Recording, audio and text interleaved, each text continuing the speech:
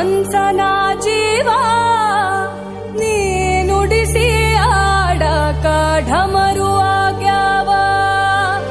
ಯಾಕ ಶಿವಲಿಂಗ ನಡೆಸುತ್ತಿ ಹಿಂಗ, ಏನೇನೂ ಇಲ್ಲಯ್ಯ ನಮ್ಮ ಕೈಯಾಗ.